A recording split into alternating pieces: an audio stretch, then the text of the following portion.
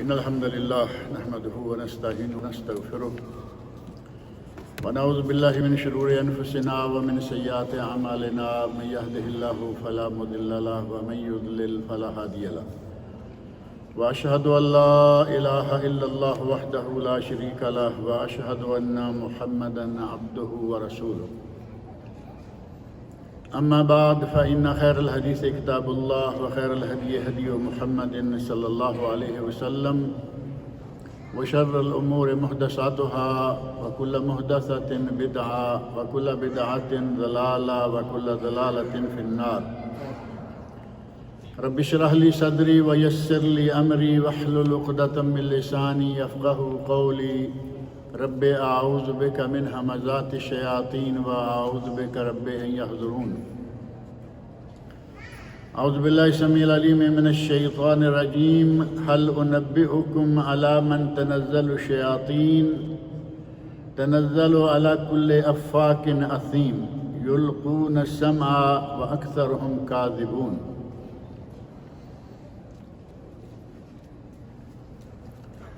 مسلمان کے لیے سب سے اہم ترین چیز اس کا عقیدہ ہوتی ہے. دنیا کی دولت تو ظاہر ہے کہ ہر کسی کو بہت ہی پیاری ہے، بچہ ہو، بڑا ہو، جوان ہو، بوڑھا ہو، کوئی بھی ہو، لیکن سب سے قیمتی چیز عقیدہ،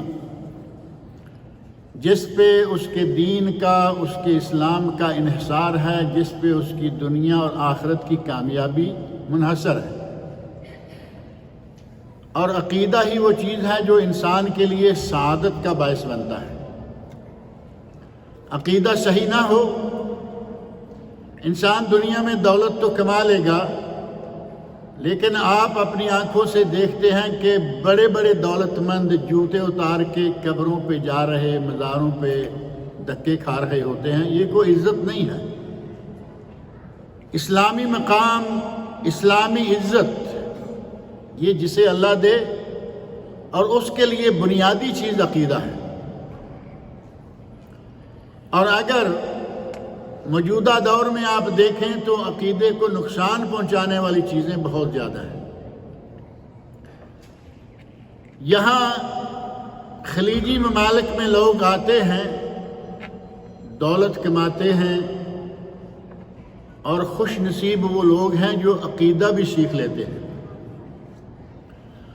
اور 1 2 4 10 100 1000 نہیں، بلکہ ہزاروں لاکھوں لوگوں نے اپنے عقیدے صحیح کر لیے.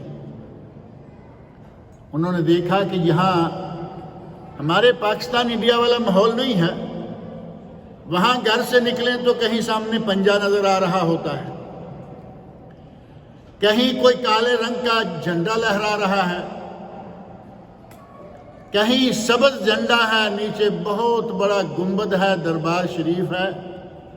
یہاں جب آدمی گھر سے نکلتا ہے تو دیکھتا ہے کہ کہیں رات ہے تو ہرے رنگ کی لائٹ نظر آئے گی اور مسجد کا مینار ہوگا.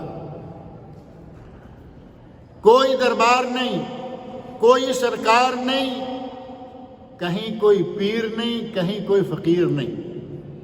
سارے کے سارے اللہ کے در کے فقیر ہیں. اور بس گزشتہ ایک جمعہ میں نے یہ بات ذکر کی تھی کہ بادشاہ فوت ہو فقیروں کی طرح دفن کر دیا جاتا ہے، اور قبر ایک نہیں، سارے بادشاہوں کی قبریں یہاں فقیروں کی طرح ہیں، مٹی سے بنی ہوئی. آپ کسی پہ کوئی مزار نہیں دیکھیں گے. اللہ کی ذات پر ایمان لانے کا دعویٰ ہمارا سارا بہت ہوتا ہے. سب دعویٰ کرتے ہیں ہم مومن ہیں، ہم مسلمان ہیں، اور اللہ کی ذات پر ایمان کے تقاضے کیا ہیں ہمیں نہیں معلوم. حتیٰ کہ اگر کبھی کسی آدمی کو یہ یقین بھی ہے نا کہ میں قیامت پر ایمان رکھتا ہوں، تو اس کا یقین زبان کی حد تک ہے، دل میں نہیں ہے. ہم روزانہ موت کی خبریں سنتے ہیں، اور جو لوگ یہاں آتے ہیں وہ ہر ہفتے تقریباً، کبھی کوئی ہفتہ خالی جاتا ہے، نہیں تو جنازے پڑھتے ہیں. اور جنازہ پڑھنا یا موت کی خبر سننا، کیا ہمیں اس سے کوئی عبرت نہیں ہوتی کہ ہم نے بھی مرنا ہے؟ اس بات پر ہمارا دل سے یقین نہیں ہے، زبان سے یقیناً ہم کہتے ہیں سب کو مر جانا ہے، سب کو جانا ہے، یہ دنیا فانی ہے، لیکن ہم دنیا کو فانی نہیں سمجھتے اور مرنے پر ایمان اور یقین نہیں رکھتے۔ اس طرح ہم دنیا کو چمٹے ہوئے ہیں کہ جیسے یہی ہمارا سب کچھ ہے۔ ایمان یہ نہیں ہے۔ ایمان کے ارکان ہمیں بچپن میں سکھا دیے جاتے ہیں، لیکن وہ رٹا دیے جاتے ہیں، رٹے رٹائے۔ جسے کچھ بھی نہیں آتا اسے پوچھو ایمان کے ارکان کیا ہیں، وہ بتا دے گا۔ آمنت باللہ وملائکتہ وکتبہ ورسلہ والقدر خیرہ وشرہ والبعث بعد الموت۔ سب کو یاد ہوتا ہے تقریباً، کسی کو اگر عربی میں یاد نہیں ہے تو وہ اس کے معنی مفہوم کو سمجھتا ہے، لیکن خیر قدر ہی و شر ہی ہے کوئی پتہ نہیں۔ مرنا ہے، مر کے اٹھنا ہے، والبعث بعد الموت کوئی پتہ نہیں۔ اگر پتہ ہو ہم ہر ہفتے جنازے پڑھیں، ہر روز موتوں کی، اپنوں کی، بیگانوں کی خبریں سنیں، اور اس کے باوجود ہم اتنے لاپرواہ ہوں۔ ایمان یہ نہیں۔ ایمان ان 6 ارکان پر دل و جان سے ایمان لانے کا نام ہے، دل و جان سے، پورے یقین و ایمان سے۔ اگر یقین نہیں ہوگا تو پھر کیا ہوگا؟ جیسے ہمارا حال ہے عموماً ہم سمجھتے ہیں کہ ہم ایمان لا چکے ہیں، لیکن ایمان ہمارے دلوں کے قریب تک بھی نہیں پہنچا۔ سورہ حجرات میں اللہ رب العزت نے بدو نے جب کہا نا کہ ہم ایمان لائے ہیں، تو اللہ نے فرمایا نہیں، یہ نہ کہو ایمان، کہو کہ ہم مسلمان ہوئے۔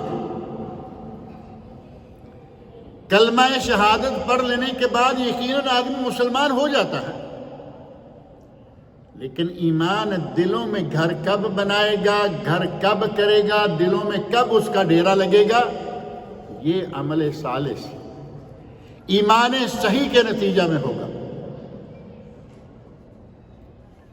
اور موجودہ دور میں ایمان کو برباد کرنے والی بہت ساری چیزیں موجود ہیں۔ آج کل آپ سنتے ہیں، دیکھتے ہیں، یہاں سے کوئی اٹھا اور اس نے کہا کہ میں نے آج یہ بات کہی ہے، لکھ لو کہ یہ اس سال کے اندر اندر ہو جائے گی۔ اگر کوئی آدمی اس پر ایمان لے آئے، اس کی 40 دن تک عبادت قبول نہیں ہوگی۔ کون ہے جو ایمان نہیں لاتا؟ سارے کہتے ہیں ہاں جی اس نے کہا ہے، بہت بڑا نجومی ہے، یہ پیش گوئیاں کرتا ہے، کبھی کوئی خطا نہیں جاتی، اس آدمی کی اپنی نماز نہیں ہوتی۔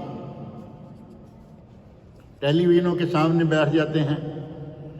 آج کل باقاعدہ چینل موجود ہیں، پیش گوئیاں کر رہے ہیں، چینل موجود ہیں، خوابوں کی تعبیریں بیان کر رہے ہیں، چینل موجود ہیں جس میں طرح طرح کی چیزیں، شعبدہ بازیاں موجود ہیں۔ ایمان کہاں ہے؟ ہماری کوشش یہ رہتی ہے کہ اگر کوئی ڈائریکٹ چینل نہیں مل رہا، سرچ کرو، کہیں نہ کہیں سے نکالو۔ ایمان یہ نہیں ہے۔ اللہ کی ذات پر ایمان، اس کے رسولوں پر ایمان، اس کی کتابوں پر ایمان، مر کر اٹھنے پر ایمان۔ یقین مانے کہ میں بہت دفعہ کہتا ہوں کہ پتہ نہیں ہم کیا ہیں۔ مرتے لوگوں کو دیکھتے ہیں، قبروں تک چھوڑ کر آتے ہیں، جنازے پڑھتے ہیں، اور ہمیں یہاں سے نکلے، جنازہ پڑھ کے نکلے، قبرستان سے باہر گئے دفن کر کے، پتہ ہی نہیں کہ موت کیا ہے۔ نبی اکرم صلی اللہ علیہ وسلم نے ارشاد فرمایا ہے، صحیح مسلم میں حدیث ہے، نبی اکرم صلی اللہ علیہ وسلم کی بعض ازواج مطہرات کا بیان ہے، من اتی عرافا فسألہ عن شیء فصدقہ۔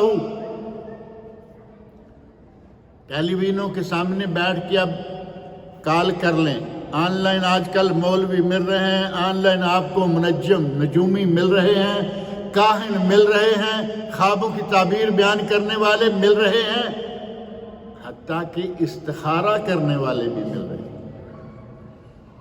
عجیب بات یہ ہے کہ استخارہ کیا ہے؟ استخارہ ہے 2 رکعت نماز اور دعائے استخارہ۔ آن لائن یہ کام ہو سکتا ہے؟ آپ مجھے صرف یہ بتائیے. ادھر ٹیلی فون ختم ہو اور ادھر استخارے کا نتیجہ سامنے آ رہا ہے، یہ کر لو وہ کر لو، تم پہ یہ ہے، تمہاری یہ چیز بند ہے. اللہ تعالیٰ معاف کرے، کس نام کا استخارہ، کس چیز کا نام انہوں نے استخارہ رکھا؟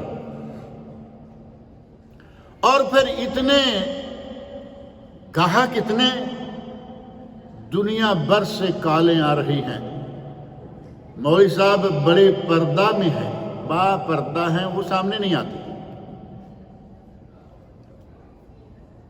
مولانا سامنے نہیں آ رہے، کالیں آ رہی ہیں. پاکستان میں مولانا بیٹھے ہیں، مکہ شریف سے کالیں، مدینہ شریف سے کالیں، اور ایک دن کسی نے کہا میں جدہ شریف سے بول رہا ہوں.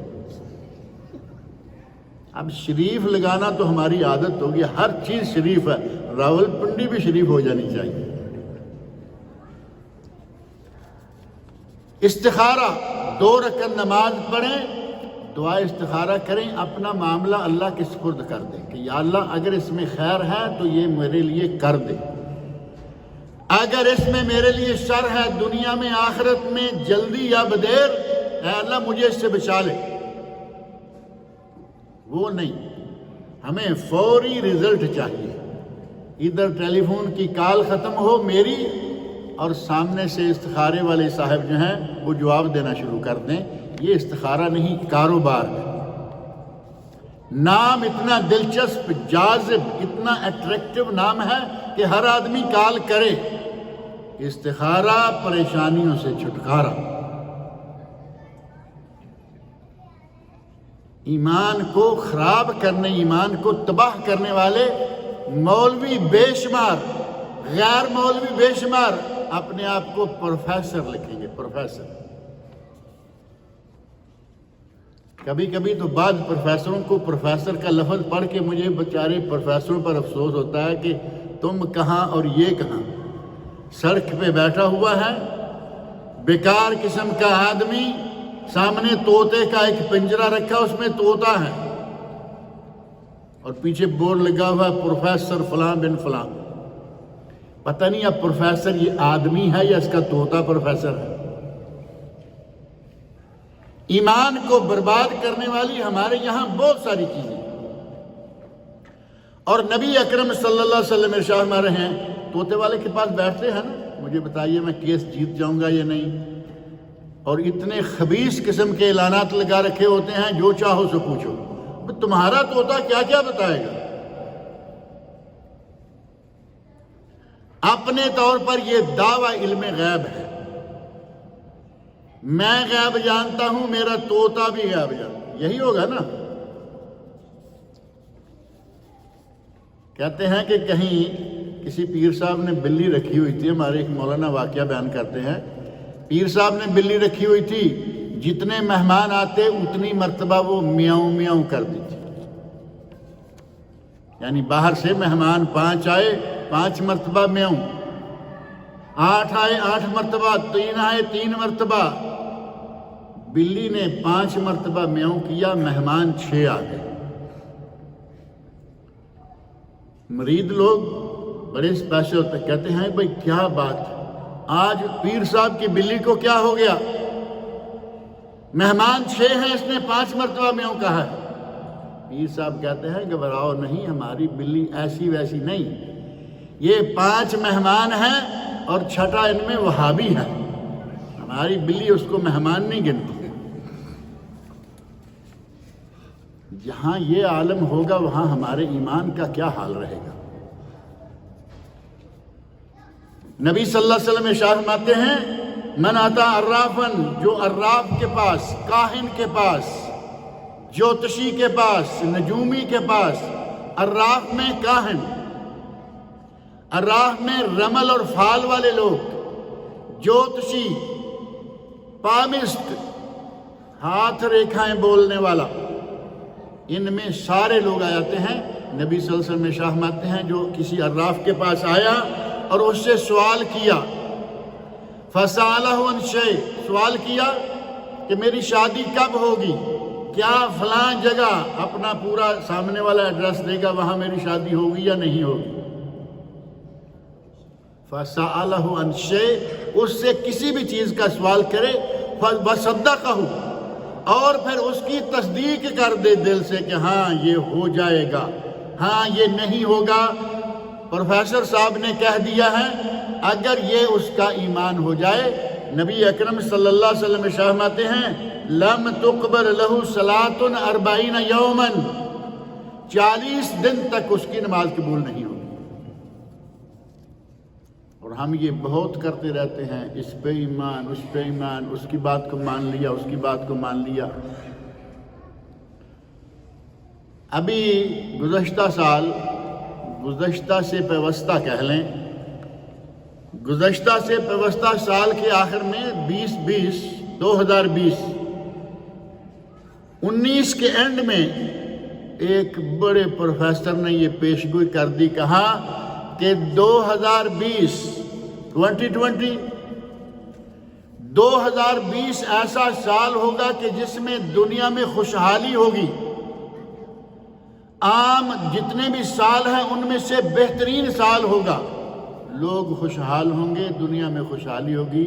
اور ساری دنیا نے دیکھ لیا کہ 2020 نے وہ تباہی مچائی اللہ رب العزت کے حکم سے۔ کرونا اسی سال میں تھا نا، پورے کا پورا سال کرونا میں گزر گیا، پوری دنیا مصیبت میں پڑی رہی، مسلمان مر رہے ہیں، کافر مر رہے ہیں، مسلمان انشاءاللہ شہید ہیں۔ یہ بات اس زمانے میں کہی گئی تھی، تفصیل سے ہم نے یہاں ذکر کی تھی کہ اگر کوئی کرونا کی بیماری میں فوت ہوتا ہے تو وہ انشاءاللہ شہید کا ثواب پائے گا، کیونکہ کرونا سل ہے، اور سل سے مرنے والے کو نبی اکرم صلی اللہ علیہ وسلم نے شہید شمار کیا ہے۔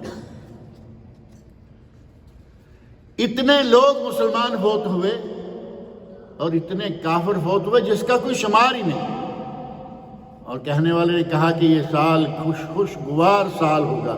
یہ خوشگوار تھا، یہ لوگوں کو خوشیاں دی گئیں، ہر گھر سے، ہر قبیلے سے، ہر خاندان سے کوئی نہ کوئی آدمی فوت ہوا۔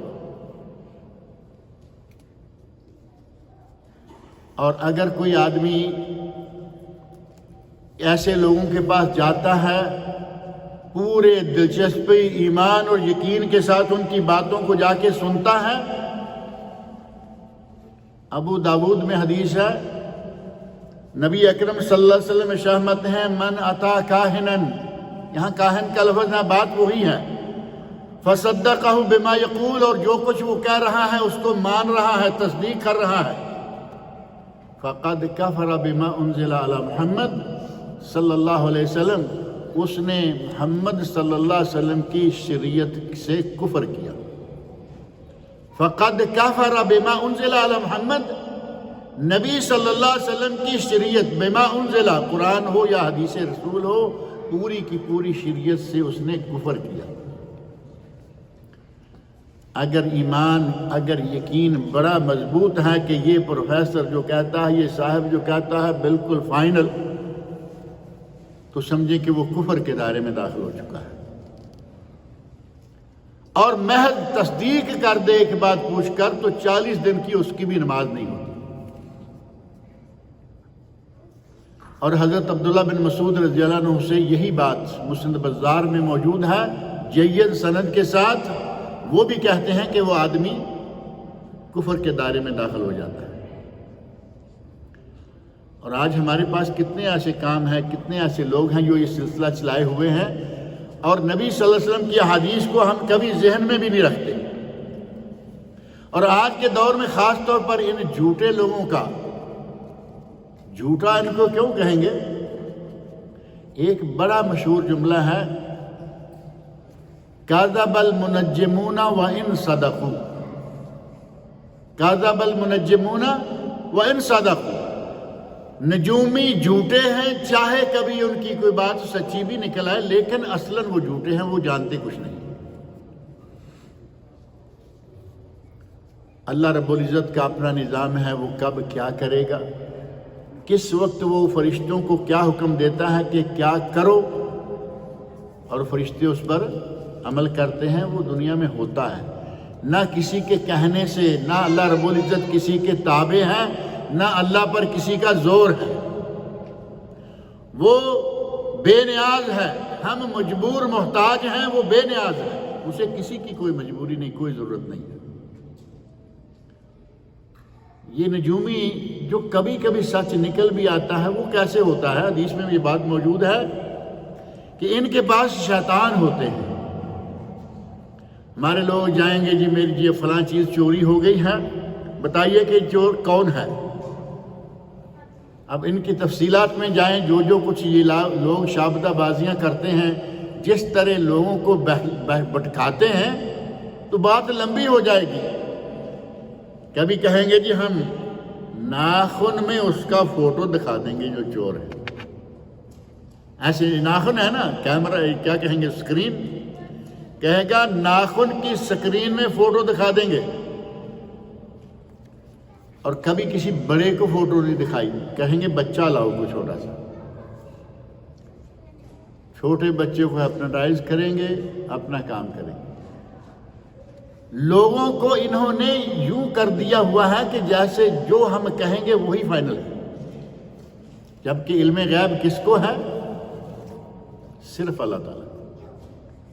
قرآن کریم میں بار بار اللہ رب العزت نے اس موضوع کو بیان فرمایا، لا یعلم الغیب الا اللہ، اللہ کے سوا کوئی علم غیب نہیں جانتا۔ اور سورہ لقمان کی آخری آیت، جمعے کی دوسری رکعت میں سنی ہے نا آپ نے، سورہ لقمان کی آخری آیت میں اللہ رب العزت نے 5 چیزوں کے نام لے کے کہا کہ اللہ کے سوا کوئی نہیں جانتا۔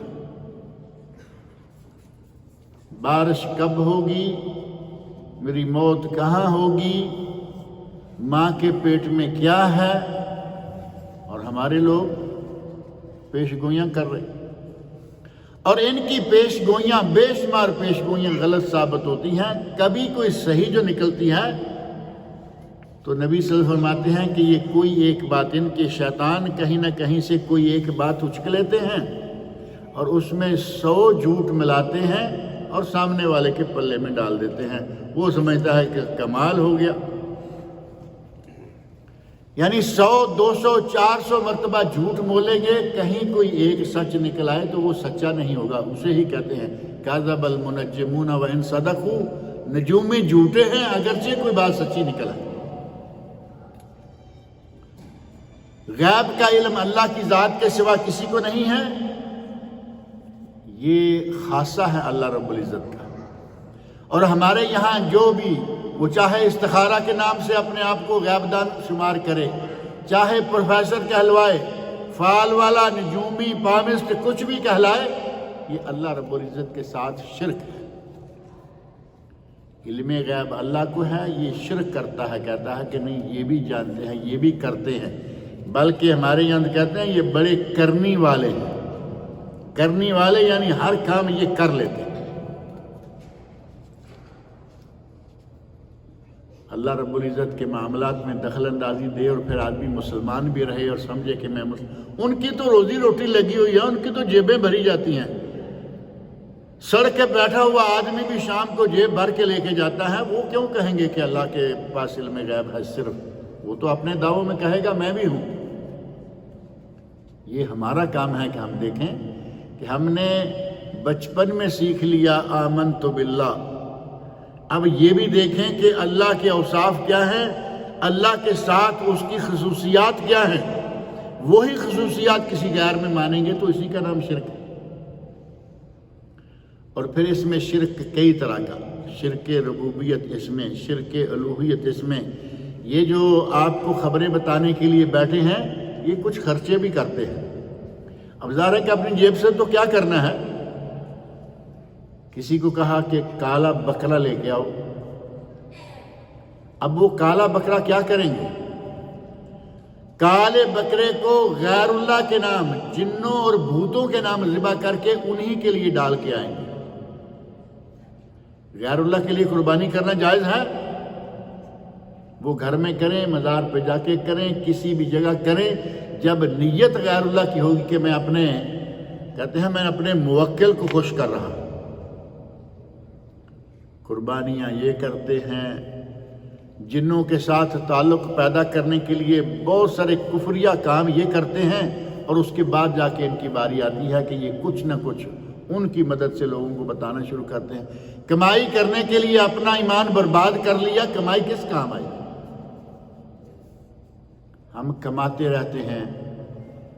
رہتے ہیں، اپنے نصیب ہو نہ ہو پیچھے والوں کے لیے کماتے رہتے ہیں۔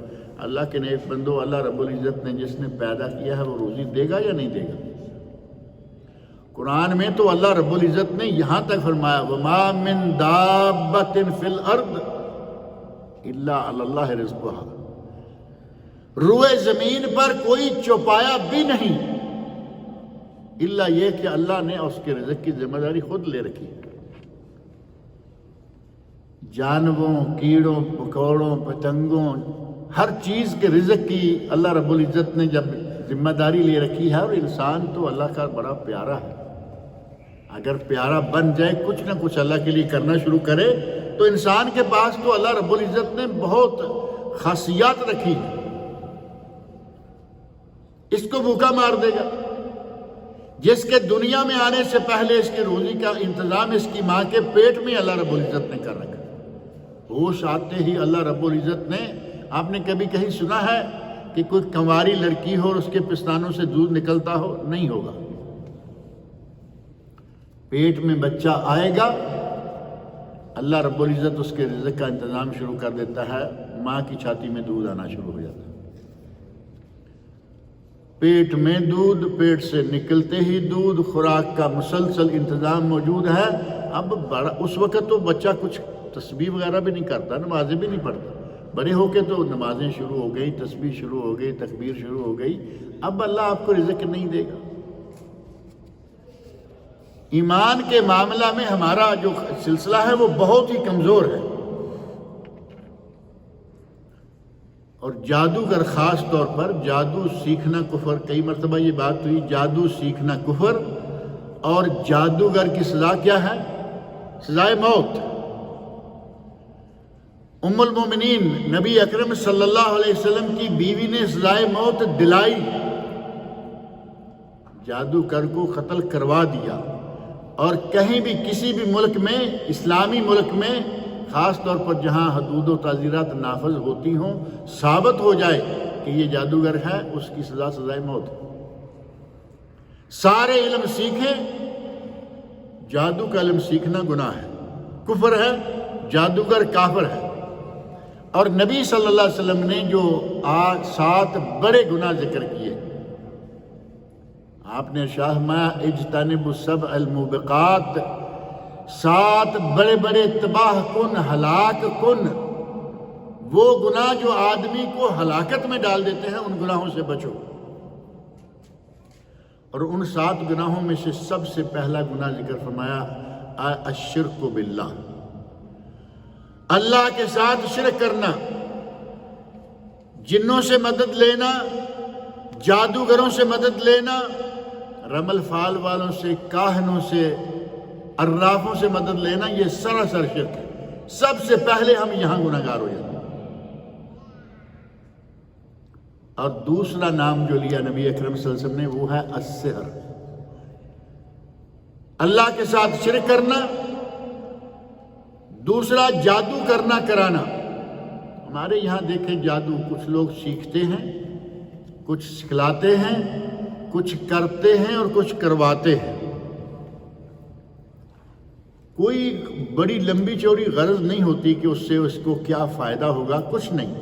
دل کے اندر جو شیطان نے ایک نقطہ رکھا ہے کہ یہ خوشحال کیوں نظر آ رہا ہے، اس کی بیٹی ہمارے بیٹے کے نکاح میں نہیں آئی تو کسی دوسرے کے نکاح میں کیوں جائے گی؟ صرف اتنی سی بات کو لے کر سامنے والے گھر کے اندر یہ تباہیاں مچا دیتے ہیں۔ گئے کسی بدبخت کے پاس، جا کے جادو کروایا، اور جادو ہے، جادو برحق ہے، جادو نبی اکرم صلی اللہ علیہ وسلم پر ہو گیا۔ صحیح بخاری میں یہ بات موجود ہے۔ لبید بن عاصم اور اس کی بیٹیوں نے نبی صلی اللہ علیہ وسلم پر جادو کیا، جادو ہو گیا، اس کا اثر بھی ہوا۔ بالآخر حضرت جبرائیل امین علیہ السلام آئے، اور آ کے انہوں نے 2 سورتیں، سورۃ الفلق، سورۃ الناس، یہ جادو کا توڑ ہے۔ یہ دو صورتیں اسی وقت نازل ہوئیں، دو صورتیں لے کے آئے اور ساتھ ہی بتایا کہ آپ پہ جادو کر کے جو جادو والا مٹیریل ہے وہ فلاں فلاں کنویں میں ایک کنویں میں ڈالا گیا ہے، وہ وہاں سے نکالا گیا اور یہ دو صورتیں پڑھی۔ نبی اکرم صلی اللہ علیہ وسلم سے جادو کا اثر زائل ہو گیا۔ جب نبی کو جادو ہو سکتا ہے تو میں اور آپ کیا ہے؟ لیکن جادو کفر ہے۔ اور تیسری چیز قتل النفس، کسی کو قتل کرنا، کسی کو قتل کرنا بھی بڑے 7 گناہوں میں سے ایک گناہ ہے۔ وَقَتْلُ النَّفْسِ الَّتِي حَرَّمَ اللَّهُ إِلَّا بِالْحَقِّ، صرف حق کے ساتھ کسی کو قتل کے بدلے قتل، یہ حق ہے۔ شریعت نے اس کو جائز قرار دیا، اللہ اور اللہ کے رسول نے اس کو حق قرار دیا ہے۔ قتل کے بدلے قتل ہوگا، یا بوڑھا شخص زنا کرے تو اس کو قتل کیا جائے گا رجم کے ساتھ۔ بوڑھے سے مراد بہت بوڑھا بھی نہیں، اگر شادی شدہ آدمی زنا کرے تو اس کی سزائے موت ہے، لیکن رجم کنکریوں کے ساتھ۔ یہ سارے کے سارے بڑے گناہ ہیں جن کو نبی صلی اللہ علیہ وسلم نے الموبقات کہا کہ یہ ایسے گناہ ہیں کہ جو ہلاکت پہ لے آتے ہیں۔ اور آگے ہے اکل الربا، سود کھانا۔ آج سود کے معاملہ میں ہمارے یہاں بالکل اتنی چھوٹ نظر آتی ہے، بڑے بڑے سمجھدار پڑھے لکھے سود کھا رہے ہیں، پرواہ کوئی نہیں۔ معلوم بھی ہے کہ یہ بینک سے سود آ رہا ہے، کھائیں گے۔ سود پہ پیسہ لینا ہے، سود دینا ہے، لینا کیا دینا کیا دونوں حرام ہے۔ بلکہ نبی اکرم صلی اللہ علیہ وسلم نے 5 لوگوں پر لعنت فرمائی۔ آکل الربا، سود کھانے والا، وموکلہ، سود کھلانے والا، وکاتبہ، سود لکھنے والا، اور 2 آدمی، وشاہدیہ، 2 گواہ جو ہیں گواہی دینے والے، 5 آدمی، اور ساتھ فرمایا وہم سوا، گناہ کے معاملہ میں یہ سارے کے سارے برابر ہیں۔ وہ دھڑلے سے کھا رہے ہیں لوگ، پرواہ ہی نہیں کوئی بھی، ٹھیک ہے مل رہا ہے آ رہا ہے۔ بلکہ کئی لوگ تو ایسے ہیں کہ کچھ اماؤنٹ بینک میں رکھ کے خوش ہو جاتے ہیں، بس ختم ہو گئی، اب کام رہے نہ رہے، سروس رہے نہ رہے، جاب رہے نہ رہے، ہمارا کھاتہ کھل گیا ہے۔ حرام پر اتنا اعتماد، حرام پر اتنے خوش، جبکہ سود کی ہلاکت کتنی ہے، یہ سب سے بڑے گناہوں میں اللہ نے، رسول اللہ صلی اللہ علیہ وسلم نے شمار کیا۔ اور جو لوگ سود کھاتے ہیں پتہ چل جانے کے بعد بھی سود نہیں چھوڑتے، ان کے بارے میں اللہ رب العزت نے قرآن کریم میں فرمایا فَأَذَنُوا بِحَرْبٍ مِّنَ اللَّهِ وَرَسُولِهِ، پتہ چل جانے کے باوجود بھی جو سود لینا دینا نہیں چھوڑتا، اس کی اللہ اور اس کے رسول کے ساتھ جنگ ہے، اعلان جنگ۔ کوئی دوسرا گناہ ایسا نہیں ہے جس کے بارے میں نبی صلی اللہ علیہ وسلم نے یا اللہ رب العزت نے اتنا سخت اعلان کیا، لیکن سود کھانے والے کے بارے میں فرمایا فَأَذَنُوا بِحَرْبٍ مِّنَ اللَّهِ وَرَسُولِهِ، اس کی اللہ اور اللہ کے رسول کے ساتھ جنگ ہے، تیار ہو جائے۔ کھاتے ہیں، بڑے دھڑلے سے کھاتے ہیں۔ وَأَكْلُ مَالِ الْيَتِيمِ، 5واں بڑا گناہ ہے یتیم کا مال کھانا۔ یتیم کا مال بہت طریقوں سے کھایا جاتا ہے، بھائی فوت ہو گیا، بھتیجوں کے مال پہ قبضہ کر لیا، ایسا بہت ہو رہا ہے۔ اپنا سگا بھائی فوت ہوا، بھتیجیاں بھتیجے یتیم ہو گئے، بھابھی بیوہ ہو گئی، جتنا ان کا کھاتا ہے وہ اپنے کھاتے میں ڈالا، یہاں موجود ہیں، وہاں موجود ہیں، وہاں موجود ہیں، بہت لوگ موجود ہیں، آپ بھی سنتے رہتے ہوں گے یقیناً۔ یہ ہے یتیم کا مال کھانا۔ اللہ رب العزت نے یتیم کا اگر مال ہے، کسی کو یتیم کے مال کا نگرانی کرنے والا نگران بنایا ہے، اسے فرمایا کہ اگر ضرورت ہے تو تم اپنی حاجت کے مطابق اس سے لیتے رہو۔ یعنی یتیم مال چھوڑا، یتیم کا مال ہے، اس کے باپ نے مال چھوڑا، لاکھوں کروڑوں چھوڑا، بزنس ہے، مال ہے، یہ ان کا ٹیک کیئر کرنے والا ہے، نگران ہے۔ اللہ نے فرمایا حسب ضرورت اگر لے لیتا ہے ٹھیک ہے، نہ لے تو اچھا ہے۔ اگر فری خدمت کرتا ہے تو بہت اچھا ہے، اگر لے لیتا ہے تھوڑا بہت یعنی ضرورت کے مطابق تو کوئی حرج نہیں۔ جیسے ہی وہ یتیم بالغ ہو 2 گواہوں کو لاؤ اور اس کا مال اس کے سپرد کر دو۔ قرآن کریم کے اندر یہ بات ساری تفصیل کے ساتھ موجود ہے، لیکن ہمارے یہاں ہڑپ کرنے والا کھاتا زیادہ۔ وَتَوَلِّي يَوْمَ الزَّحْفِ، میدان جنگ سے بھاگ جانا، پیٹھ پھیر کر بھاگ جانا میدان جنگ سے۔ جہاد شروع ہے اور آدمی وہاں سے بھاگ جائے کہ میں کہیں مر نہ جاؤں۔ کہاں جاؤ گے؟ میدان جنگ میں موت نہیں ہے۔ اگر کسی نے حضرت خالد بن ولید رضی اللہ عنہ کا وہ واقعہ پڑھا ہو تو اسے معلوم ہو جائے، یقین ہو جائے کہ جنگوں میں موت نہیں ہوتی۔ وہ اپنے بستر پر فوت ہونے لگے۔ حضرت خالد بن ولید رضی اللہ عنہ معروف ہیں، مسلمانوں کے زبردست جرنیل، ہر جنگ میں سمجھیں کہ سربراہ جنگ کے،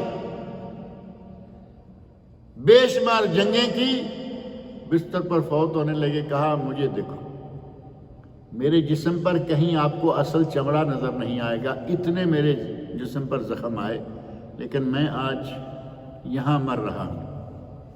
فلا نامت عین الجبناء، بزدلو آنکھیں کھول کر مجھے دیکھ لو، موت جنگوں میں نہیں ہے۔ لوگوں کو توجہ دلائی کہ موت جنگوں میں نہیں، جہاد کرنے کی نوبت آئے تو جہاد میں نکلو۔ موت اگر اللہ نے لکھ رکھی ہے تمہاری بستر پر بھی آ جائے گی، تم لاکھ پردوں میں چھپ جاؤ موت پہنچ جائے گی۔ قرآن کریم میں اللہ رب العزت نے ارشاد فرمایا ہے یدرککم الموت ولو کنتم فی بروج مشیدہ، موت تمہیں پہنچ جائے گی چاہے کتنے مضبوط قلعوں میں بند کیوں نہ ہو۔ جب پتہ ہے کہ موت آنی ہی آنی ہے تو پھر ڈر کے بھاگنا کیوں؟ اور 7ویں آخری چیز ہے وَقَذْفُ الْمُحْسَنَاتِ الْغَافِلَاتِ الْمُؤْمِنَاتِ، غافل مومن اور غافل با پردہ عورتوں پر الزام لگانا، تہمت لگانا۔ تہمت معروف ہے، کسی کے بارے میں کہہ دینا کہ وہ ایسی ہے وہ ویسی ہے، قذف۔ اور یہ بھی ضروری نہیں ہے کہ صرف زنا کی تہمت ہو، کوئی بھی خلاف واقعہ بات کسی عورت پر، یہ فلاں کے ساتھ کھڑی تھی، یعنی غیر جس کے پاس ساتھ وہ کھڑی نہیں تھی، اس کا فلاں آشنا ہے، اس کا فلاں کے ساتھ تعلق ہے، ایسی کوئی بھی بات کرے، یہ ہے قذف، یہ ہے تہمت۔ اور اسلام میں اس کی سزا ہے کہ اگر کوئی کسی پر تہمت لگائے تو اس کو 80 کوڑے لگاؤ اور اس کی ہمیشہ کے لیے شہادت قبول کرنا بند کر دو، یعنی اس کی شہادت قبول نہیں کیا جایا کرے گی۔ ہمارے یہاں کوئی 1 2 نہیں، ہمارے یہاں بہت سارے امور ایسے ہیں کہ ہم بڑی لاپرواہی کے ساتھ ان کو کیے چلے جا رہے ہیں۔ ہمارے یہاں ہمارے گھروں میں، ہمارے اہل و عیال میں، دوست و احباب میں ہوتے ہیں، کسی کو ٹوکنے تک کی نوبت نہیں آتی، جبکہ ان امور میں خاص طور پر جن کا تعلق ایمان سے ہے، جن کا تعلق اللہ رب العزت کی ذات سے ہے، جن کا تعلق رسول اللہ صلی اللہ علیہ وسلم کی ذات سے ہے، ان میں کوئی مداحنت نہیں، ان میں کوئی نرمی نہیں، ان میں کوئی سودے بازی نہیں، ان میں ہمیں سٹک رہنا چاہیے۔ اللہ کی ذات پر بات آئے اور ہم خاموش رہیں۔ ام المومنین عائشہ رضی اللہ عنہ فرماتی ہیں کہ نبی صلی اللہ علیہ وسلم نے کبھی کسی سے بدلہ نہیں لیا، کبھی کسی کو مارا نہیں۔ مارا ہے تو میدان جہاد میں مارا ہے، اور اگر کسی کو بدلہ دیا دلایا ہے تو وہ صرف اللہ کی ذات کی خاطر، اپنی ذات کے لیے نہیں۔ آپ وہ واقعہ ذہن میں رکھتے ہوں گے، یہودی عورت نے خیبر کے مقام پر دعوت کر کے نبی صلی اللہ علیہ وسلم کو زہر کھلانے کی کوشش کی۔ آپ نے بوٹی، گوشت کی بوٹی منہ میں رکھی اور بوٹی نے بتا دیا کہ میں زہریلی ہوں۔ نبی اکرم صلی اللہ علیہ وسلم کے معجزات جو صحیح حدیث میں موجود ہیں وہ یقیناً ہیں، کہانیاں تو لوگوں نے بے شمار گڑھ دی ہیں، لیکن صحیح معجزات بھی موجود ہیں۔ گوشت کی بوٹی، پہلے نمبر پر جانور ذبح کیا گیا ہے، پھر اس کو کاٹا گیا، بوٹی بنائی گئی، پھر اس کو پکایا گیا۔ اب تو اس میں کوئی جان والی بات نظر نہیں آ رہی نا، باقی کے کھانے کے قابل ہو چکی ہے، منہ میں ڈالی تو بوٹی بول کے کہتی ہے کہ میں زہریلی ہوں۔ اے اللہ کے رسول، میں زہریلی ہوں، آپ نے بوٹی باہر نکال دی۔ آپ کے ساتھ جو صحابہ تھے ان میں سے کسی نے کوئی نوالے کھا لیے۔ نبی اکرم صلی اللہ علیہ وسلم نے زہر کھلانے والی عورت سے بدلہ نہیں لیا اپنے لیے، لیکن جن ساتھیوں نے ایک نے بوٹی کھا لی تھی، زہرا کے کھانے کا انداز ہے نا، ایک آدمی نے پکڑی نگل لی، دوسرے نے پکڑی ابھی نہیں کھائی، اسے پتہ چل گیا، جس نے کھا لی تھی وہ فوت ہو گئے۔ جس دن وہ فوت ہوئے نبی اکرم صلی اللہ علیہ وسلم نے اس دن اس عورت کو قتل کروا دیا، اپنی ذات کے لیے نہیں، پتہ بھی بتا دیا اللہ رب العزت نے کہ اس عورت نے زہر دیا ہے، ارادہ قتل ہے یا نہیں ہے، اس سے بدلہ نہیں لیا۔ جب صحابی فوت ہو گیا تو فرمایا کہ اب اس کو قتل کا بدلہ، قتل یہ ہے النفس بالنفس، اس نے ہمارا آدمی قتل کیا ہے، اس کو قتل کر دو۔ کسی بھی عورت پہ کچھ بھی کہہ دینا، ہمارے یہاں بڑی عادت ہے مرد عورتوں پہ، عورتیں عورتوں پہ تہمت اور الزام اور یہ چیزیں بہتان باندھنا کبیرہ گناہوں میں سے ہے۔ کوشش کریں اللہ رب العزت مجھے اور آپ سب لوگوں کو نبی اکرم صلی اللہ علیہ وسلم کی تعلیمات پر، قرآن کریم کی ارشادات پر عمل کرنے کی توفیق عطا فرمائے۔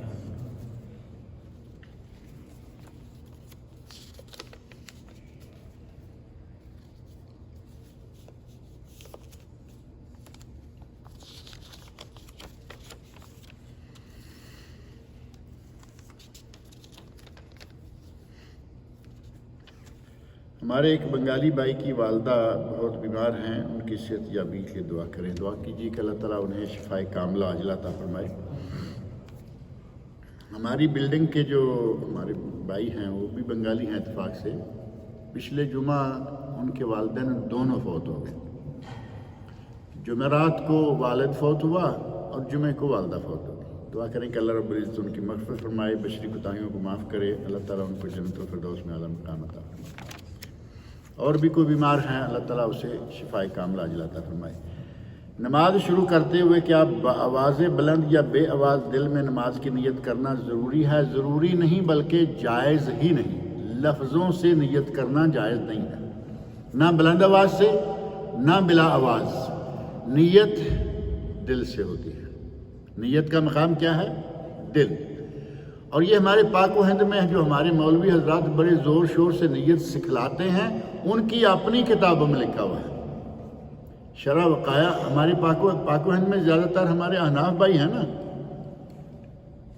احناف کی کتابوں میں سے ہی شرح وقایہ نام کی کتاب، ایک نہیں کئی کتابوں میں لکھا ہے النیہ محلھا القلب، نیت کا مقام دل ہے، نیت کا مقام زبان نہیں، نیت دل سے ہوتی ہے۔ ہم عموماً یہ بات کرتے ہیں نا کہ میں نے نیت کر رکھی ہے، کیا نیت کر رکھی ہے؟ کیا لوگوں کے سامنے یہ کہا جاتا ہے کہ میں نے نیت کی ہے کہ میں حج کروں گا؟ نہیں، نیت دل میں ہو چکی ہے، نیت کا مقام دل ہے، اور زبان سے اس کو الفاظ کے ساتھ بآواز بلند یا بلا آواز بیان کرنا یہ جائز اور ثابت نہیں ہے۔ مسجد میں نماز کے لیے آئے، کیا ضروری ہے کہ 2 رکعت تحیۃ المسجد ادا کی جائے؟ بالکل ضروری ہے، نبی اکرم صلی اللہ علیہ وسلم کا ارشاد ہے اذا دخل احدکم المسجد فلا یجلس حتی یصلی رکعتین، تم میں سے جب کوئی مسجد میں داخل ہو 2 رکعتیں پڑھے بغیر مت بیٹھے۔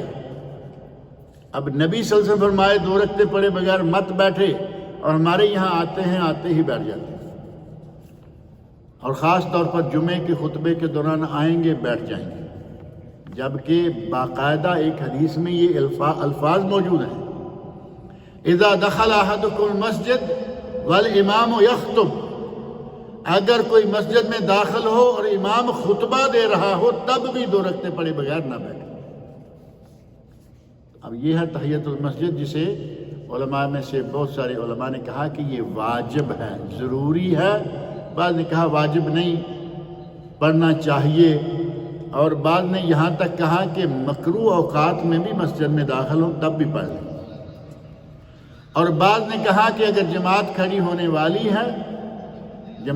ہونے والی ہے اور ایک آدھ منٹ نظر آ رہا ہے، اگر آپ 2 رکعتیں پڑھ سکتے ہیں، سمجھتے ہیں کہ پڑھ لیں گے تو پڑھ لیں، اور اگر سمجھتے ہیں کہ نہیں پڑھ پائیں گے، جماعت کھڑی ہو جائے گی، تو کھڑے رہیں، بیٹھے نہیں۔ یہاں تک اس 2 رکعت نماز تحیۃ المسجد کا مقام ہے۔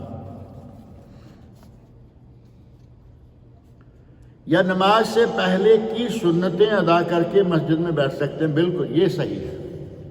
اگر سنتیں ظہر کی ہیں مثلا پہلی، وہ پڑھیں، 2 پڑھ لیں، 4 پڑھ لیں، بیٹھ جائیں۔ اب تحیۃ المسجد آپ نے نہیں پڑھا، کوئی ضروری نہیں رہا۔ مثلا نماز جمعہ پڑھنے مسجد آئے، تحیۃ المسجد 2 رکعت کی بجائے فجر کی رہ جانے والی نماز کے 2 سنتیں ادا کر لے۔ اگر فجر رہ گئی ہے تو 2 سنتیں ادا نہ کرے، اب 2 فرض پڑھے، تاکہ جمعے سے پہلے فجر کی نماز ادا ہو جائے۔ اگر جمعے تک نہیں پڑھ پایا، بلکہ جب گھر سے اٹھا ہے مسجد میں آنے کے لیے، اس کا کام ہے فوراً وہاں پڑھ لے۔ ہوش آتے ہی جب آدمی کو نیند سے آنکھ کھل جائے، بیدار ہو جائے، فوراً قضا نماز کو ادا کرے، اس کو مسجد تک اور انتظار میں نہ رکھے۔ جمعہ باجماعت کے بعد باقی نماز فجر کے 2 فرض بھی ادا کر لیے، یہ غلط طریقہ ہے۔ پہلے آ کے سنتیں ادا کرے، فرض ادا کرے، اور پھر جو رہ جانے والی سنتیں ہیں ان کو اگر بعد میں پڑھتا ہے تو پڑھے۔ یہ میرا 2-3 سوال یہ ہو گئے ہیں عبدالعزیز صاحب، بس ایک ہی پیپر رکھا کریں، 2-3 سوال ہی بس۔ زندگی کے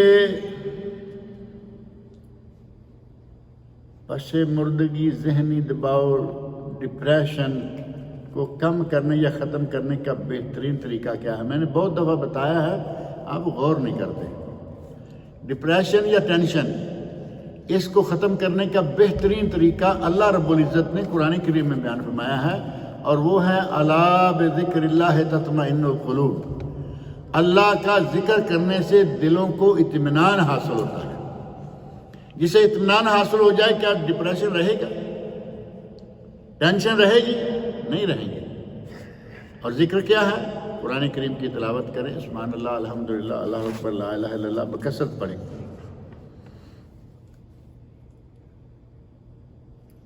ایک مسلمان کی زندگی میں یہ کن خامیوں کی وجہ سے جڑ پکڑتا ہے؟ وہ خامیاں آپ جانتے ہیں، ڈپریشن، یہ سب سے بڑا اس کی خامی اللہ کی ذات پر ایمان میں کمزوری ہے۔ سب سے بڑی خامی یہ ہے۔ ہمارا ذرا سے کچھ ایسا ہوا تو کہا وہ پتہ نہیں کیا ہو جائے گا، اب پتہ نہیں کیا ہو جائے گا۔ اللہ کی ذات پہ اگر ایمان مضبوط ہے کہ جو ہوگا وہی ہوگا، جو لکھا ہوا ہے میرے لیے وہ ہونا ہی ہونا ہے، تو پھر نہ ٹینشن آتی ہے اتنی، نہ آدمی ڈپریشن میں جاتا ہے۔ یورپین ممالک میں ڈپریشن کا علاج معالجہ مریض کے ہاتھ یا منہ دھلانے سے شروع کرتے ہیں، تو اچھی بات ہے، ہاتھ منہ تو دھونا ہی چاہیے۔ کیا ہمارا طریقہ وضو ان کے ہاتھ دھلانے سے کروڑ گنا بہتر ہے؟ سنت رسول بھی ہے، عمل دین بھی ہے، اور یہ تو بہت اچھا ہے۔ یورپ والے یہاں کہاں پہنچیں گے؟ ایک سوال رہ گیا ہے، عورت شوہر کے لیے کب حلال ہوگی اور اس پر نماز کب واجب ہو جائے گی خون بند ہونے کے بعد؟ غالباً یہ حیض کے بارے میں کہا گیا ہے۔ حیض کے بارے میں اللہ رب العزت نے ارشاد فرمایا ہے کہ عورت کا جب خون بند ہو جائے اور وہ طہارت حاصل کر لے، یہ جو طہارت حاصل کرنے کا لفظ ہے قرآن کریم میں، اس سے مراد یہ ہے کہ خون بند ہو گیا اور اس نے غسل کر لیا۔ ایک یہ ہے طہارت جو صحیح بہترین طہارت ہو گئی، خون بند ہوا وہ بھی طہارت ہو گئی اور غسل بھی کر لیا، ڈبل طہارت ہو گئی۔ بعض اہل علم نے کہا کہ جس وقت اس کا خون مکمل طور پر بند ہو جاتا ہے تو وہ حیض سے طہارت حاصل کر گیا، اب اس پہ غسل باقی ہے، فرض غسل جو ہے، جو غسل جنابت کا ہے، اس کو غسل حیض، وہ اس کا کرنا باقی ہے۔ لیکن اگر وہ اپنے آپ کو ایسا بنا سنوار لیتی ہے کہ اس سے حیض کے اثرات عموماً جو عورت پہ اس کے جسم میں آ جاتے ہیں وہ ختم ہو جائیں اور میاں بیوی جماع کر لیں، تو اب ان کو وہ گناہ نہیں ہوگا جو جماع کی حالت، حیض کی حالت میں جماع کرنے پر ہے۔ یعنی 2 طہارتوں کی شکل ہو گئی، خون کا بند ہو جانا طہارت ہے کیونکہ حیض ختم ہو گیا، اور غسل کر لے تو وہ زیادہ افضل، زیادہ بہتر ہے۔ اور اگر کسی نے یہ غلطی کی کہ خون بند ہونے کے بعد جمع کیا تو اس کا بعد جمع کیا تو انشاءاللہ اس کا کوئی کفارہ نہیں، پہلے جمع کرے تو اس پر کفارہ ہے۔ اللہ رب العزت مجھے اور آپ سب لوگ کو نیک عمل کی توفیق